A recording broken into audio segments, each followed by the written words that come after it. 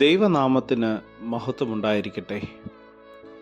ഈ വലിയ നോമ്പിൻ്റെ 6-ാം ദിനം നമുക്ക് ഒരുമിച്ചുള്ള ചിന്തയ്ക്കും ധ്യാനത്തിനുമായി തിരഞ്ഞെടുത്തിരിക്കുന്ന വേദഭാഗം യാക്കോബ് എഴുതിയ ലേഖനം 3-ാം അധ്യായം 5-ാം വാക്യവും 13 മുതൽ 18 വരെയുള്ളതായ വാക്യങ്ങളും. Epistle of St. James chapter 3 verse 5 and verses from 13 through 18. യാക്കോബിൻ്റെ ലേഖനം 3-ാം അധ്യായം ശ്രദ്ധേയമാകുന്നത് നാവിനെപ്പറ്റി അതിൽ പറഞ്ഞിരിക്കുന്ന ഏറ്റവും ശ്രദ്ധാർഹമായ കാര്യങ്ങൾ കൊണ്ടാണ്.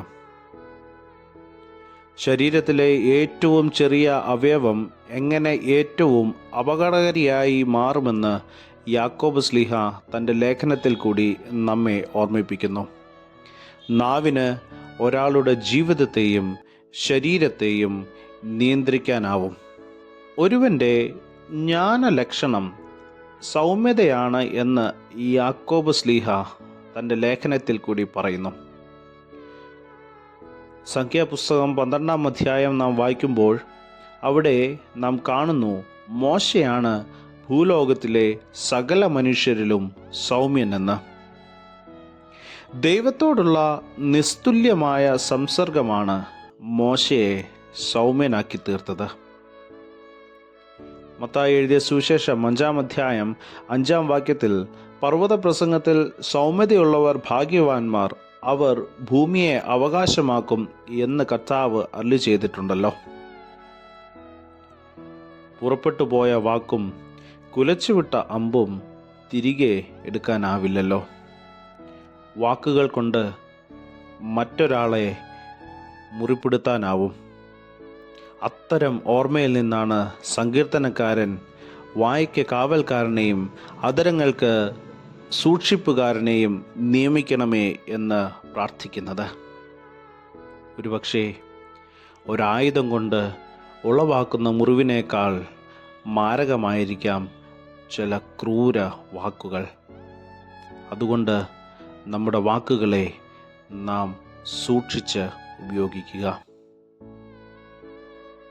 പ്രിയരെ, ദൈവബന്ധം നിർമ്മലതയും സമാധാനവും ശാന്തതയും അനുസരണവും കരുണയും സൽഫലങ്ങൾ നിറഞ്ഞതുമായ ജീവിതം നേടിക്കൊടുക്കും.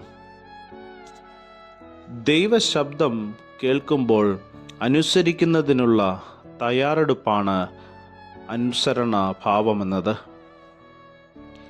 ആർഷഭാരത സംസ്കാരം അനുസരിച്ച് മൗനം ജ്ഞാനത്തിലേക്കുള്ള പാതയാണ്. ഈ നോമ്പുകാലത്ത് കർത്താവിനോടുകൂടെ ഇരിക്കുന്നതും കർത്താവിൽ ചരിക്കുന്നതും നമ്മിലെ ദൈവപരിജ്ഞാനത്തെ വർദ്ധിപ്പിച്ച് സൗമ്യതയുള്ളവരാക്കി ദൈവനാമം മഹത്വപ്പെടുത്തുവാൻ ദൈവം കൃപ ചെയ്യട്ടെ. മൗനത്തിലൂടെ ദൈവത്തിങ്കിലേക്ക് അടുക്കുന്നതിനുള്ള ഒരു പ്രയത്നം കൂടിയാകട്ടെ ഈ നോമ്പുകാലം. നമ്മുടെ നാവിനെ നമുക്ക് കടിഞ്ഞാണിട്ട് സൂക്ഷിക്കാം.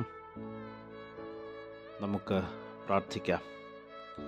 ദൈവമായ കർത്താവേ, അങ്ങയോടൊപ്പം ഇരിപ്പാൻ, അങ്ങയുടെ സ്വർഗീയ ജ്ഞാനം ഞങ്ങളിലേക്ക് ഒഴുകി വരുവാൻ, ഭൂമിയിലെ സകല ജ്ഞാനത്തെയും ദൈവിക സ്പർശനത്താൽ രൂപാന്തരപ്പെടുത്തുവാൻ ഞങ്ങൾക്ക് കൃപ നൽകണമേ.